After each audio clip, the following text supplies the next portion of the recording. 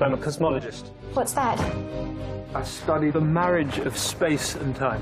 The perfect couple. It's called motor neuron disease. Life expectancy is 2 years. He has pneumonia. The only way he will survive will be to give him a tracheotomy. He will never speak again. Yes, he will. My name is Stephen Hawking. It's American. Is that a problem? Hi everybody and welcome to another 10-minute movie review. Today I'm talking about The Theory of Everything, which means that it's not quite spoiler-free because this is the picture, not so much a biopic of the famous Professor Stephen Hawking, but of his marriage to his first wife, Jane Wilde Hawking, told very much from her perspective. And if you've heard a lot about this film, it's because the two lead actors, Eddie Redmayne and Felicity Jones, have been nominated for many awards.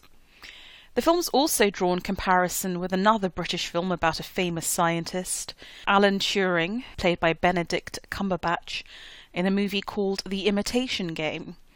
I'm going to talk a little bit about that later on this week. But I think it's interesting that both of these films about very unconventional men have been given a rather technically conventional film treatment.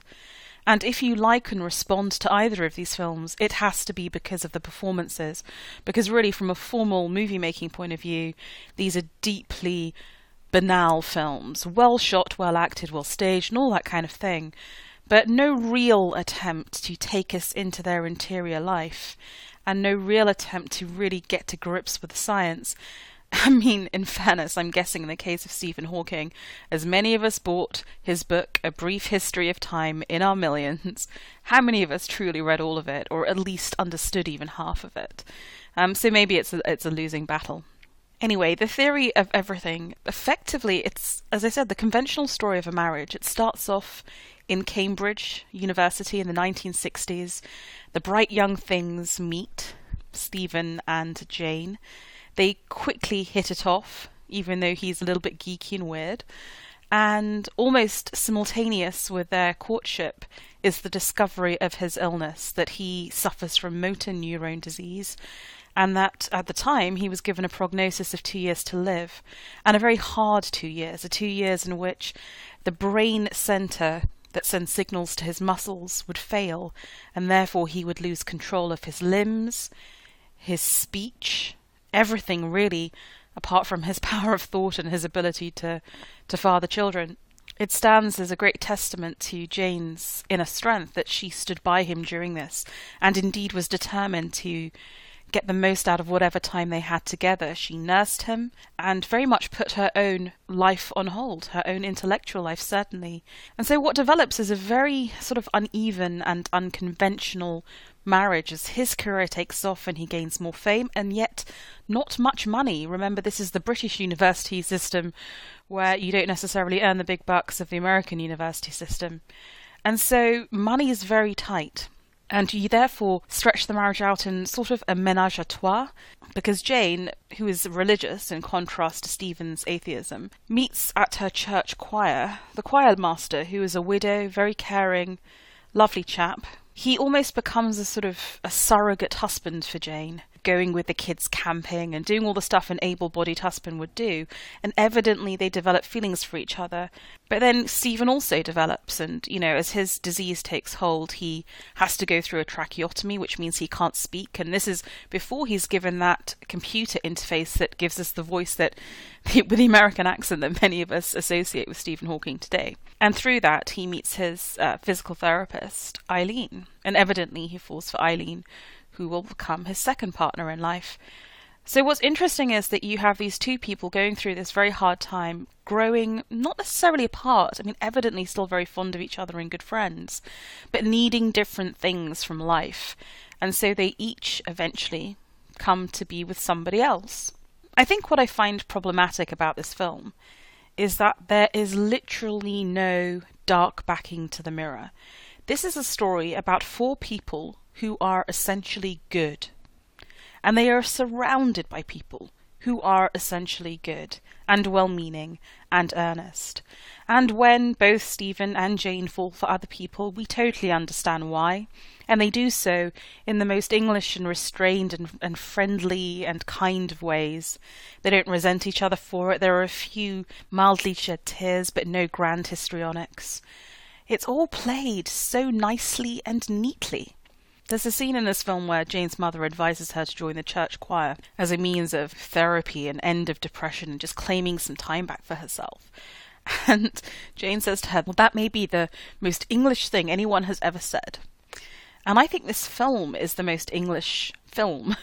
It's so genteel and bourgeois and, just lacking in any kind of teeth.